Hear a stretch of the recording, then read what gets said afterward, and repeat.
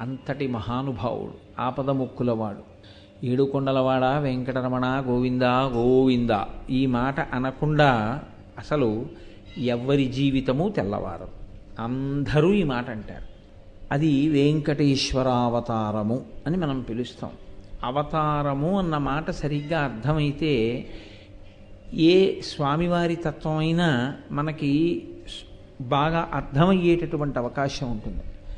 అవతారము అన్న మాట మనం తరచుగా వాడుతూ ఉంటాం. రామావతారం, కృష్ణావతారం, పరశురామావతారం, వామనావతారం, ఇలా ఆ మూర్తి ఏ పేరు చేత పిలవబడింది అన్నది చెప్పి చివర అవతారము అని ఒక మాట వాడతాం.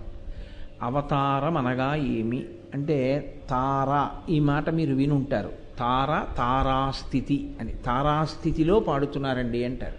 అంటే బాగా పైకి ఉన్నటువంటి స్థితి. అది ఎంత పైకి అంటే